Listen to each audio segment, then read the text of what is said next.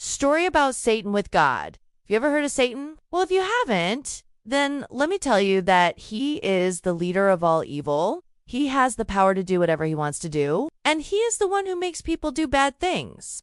But despite all this, I've got a story about him that will make you laugh out loud. So get ready for it.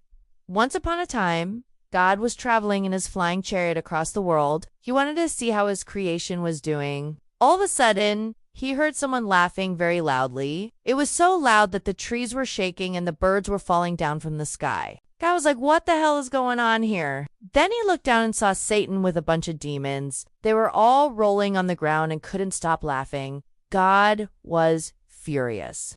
He stopped his chariot and came down from the sky, and when he saw what was happening, he got even more mad. Satan and his demons had found a magic lamp. Inside the lamp was a genie, and whenever the genie spoke, his voice sounded exactly like God. The demons thought this was hilarious because every time they made a wish, God would have to fulfill it. For example, one time they asked the genie to turn all the birds in the forest into pizzas. And just like that, all the birds turned into cheesy pizzas. Then the demons ate them all. Another time they asked the genie to turn all the trees in the forest into beer bottles. And all the trees turned into bottles of beer. Then the demons drank all the beer. They were having so much fun with this. They thought they were the coolest demons in the world. But when God came down to the forest, he wasn't happy at all. He told Satan that he wasn't allowed to trick his creations like this. Satan argued with him, saying that it was just a prank and no one got hurt. But God wasn't convinced. He knew that Satan would never stop if he didn't put an end to it right there. So God said, you know what? I'm giving you one last chance. You won't get another one after this. Tell me one thing. What do I have in my hand? Satan and his demons looked at God's hand and couldn't see anything. God hid something in his hand so well that they couldn't see it. So Satan said, I don't know what you have in your hand. You can have anything you want. But God told him that this wasn't the answer he was looking for. At this point, God was getting really frustrated. This was the last chance Satan had, and he blew it. So God opened his hand and showed Satan what he had been hiding. It was a small pebble. He asked Satan again, tell me, what do I have in my hand? Satan thought for a moment. He didn't want to mess up again. So he said, you have the fate of humanity in your hand. God was surprised by this answer. He didn't expect Satan to get it right, but he had to keep his word. So God asked, how do you know that I have the fate of humanity in my hand? Satan replied, because if you had a mustard seed in your hand, I would say that you had the whole universe in your hand. And since it's a pebble, which is bigger than a mustard seed, I know you must have the fate of humanity in your hand. God was impressed by Satan's intelligence. He had never seen Satan think strategically before, so he decided to give him another chance. God asked Satan, if I let you go now, what would you do? Satan promised that he would never try to trick anyone ever again. God accepted his apology and set him free. From that day on, Satan changed. He tried to be a good demon and never caused any trouble. One day, God was walking in the forest and he saw Satan sitting on a tree. He was sad. God asked him why he was feeling down. Satan replied, oh, God, I used to have so much power. I could do whatever I wanted to do. But now I have to live my life like a normal demon. I'm so bored. God listened to Satan's complaints and felt sorry for him. He knew that Satan wouldn't be happy unless he had some power. So God gave him a new mission. He told Satan that there was a king in a faraway land who didn't believe in God. Satan had to go to that kingdom and make the king lose his faith in God. At first, Satan was happy to hear this. He thought it would be easy to make the king stop believing in God. But as soon as he arrived at the kingdom, he realized that this wasn't going to be easy. The king was a good man. He helped the poor and always told the truth. Satan couldn't see any bad in him. He tried everything to make the king angry or greedy, but nothing worked. One day, Satan went to the king and asked him, why are you so nice to everyone? Don't you think that everyone is going to leave you one day? When that happens, you will be alone and no one will help you. Why don't you take advantage of everyone and become the richest man in the world while you can? The king got angry after hearing this. He told Satan to leave his kingdom immediately. If he ever came back, he would have him thrown into jail. Satan had failed again. He couldn't make the king do anything bad. So he went back to God and told him that he couldn't complete his mission.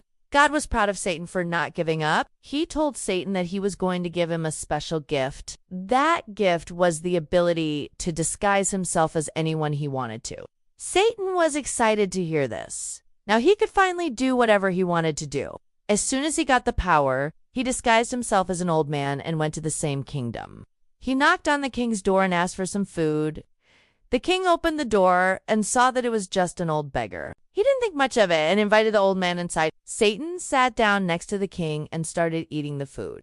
After he finished, he asked the king, "Do you know why I came to your kingdom?" The king was confused and asked him why. Satan replied, "I came to tell you that you won't be king for much longer. Your people hate you and are planning to kill you. Everyone is scared of you.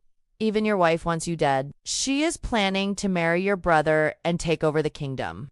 The king was shocked after hearing this. He couldn't believe that his own wife and brother would try to kill him. But Satan kept insisting that it was true, and the king started to believe him. The next day, the king called for his brother and wife. He asked them, "Is it true that you are trying to kill me?" The wife and brother denied it, but the king didn't believe them. He ordered his guards to arrest them and throw them in jail. Then he left the kingdom and ran away in the forest. Satan followed him and disguised himself as a tree. The king sat down next to the tree and started crying. Satan used his magic powers and turned into a beautiful woman. She hugged the king and asked him why he was sad. The king told her everything that happened, and she promised him that she would help him. She told the king that she was a fairy, and if he married her, she would make him the most powerful king in the world. The king was lonely and desperate, so he agreed to marry the fairy, but little did he know that the fairy was actually Satan in disguise. After the marriage, the king returned to his kingdom with the fairy. He didn't know that the fairy had put a sleeping curse on his wife and brother. The moment the king touched his wife, she fell into a deep sleep. The same thing happened to his brother. The king was furious. He ordered his guards to cut off their heads, but they couldn't do it because they were sleeping. The king was about to cut off his wife's head when the fairy stopped him. She told the king that she was the only one who could break the curse. She asked for the throne in exchange for lifting the curse. The king agreed to this deal, and as soon as the fairy placed her hands on the throne, the sleeping curse was broken. The wife and brother woke up and were very grateful to the fairy. They asked her what they could do for her, but she said that she didn't want anything. She just wanted the king to remember that she was the one who saved them. Then she disappeared. After the fairy left, the king noticed that his wife and brother were evil.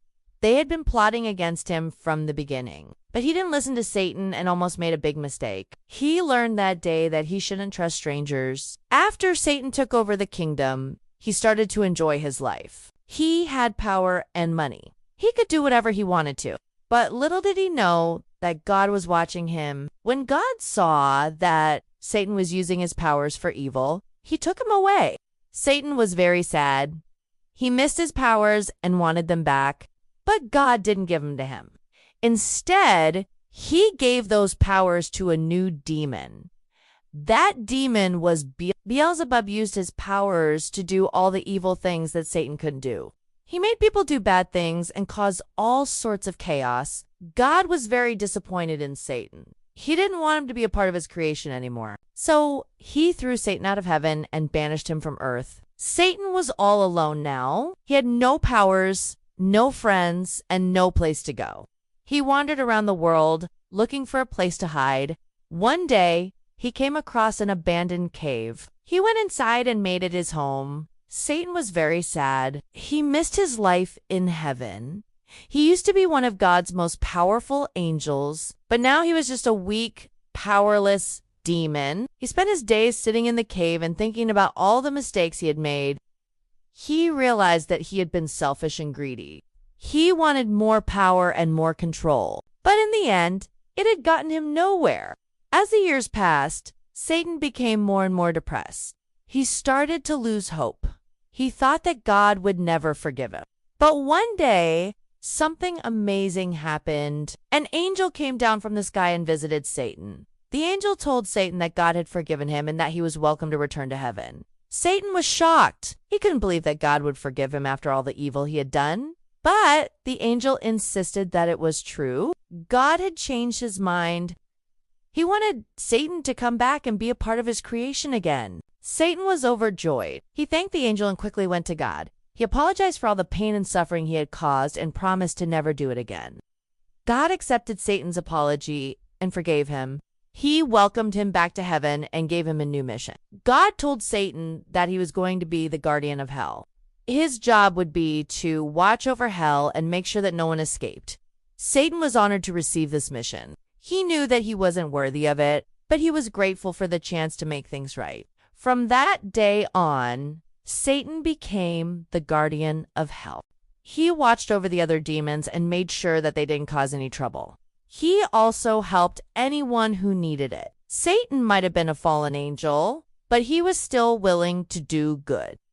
Despite his past, he knew that everyone deserved a second chance. This is a story about redemption. It shows that no matter what mistakes we make, we should never give up hope. With God, all things are possible. Now it's time for you to share your thoughts. How do you feel about Satan's story? Do you think he deserved a second chance? Let me know in the comments below. And if you haven't already, please subscribe for more amazing content. Thank you for watching, and I'll see you next time.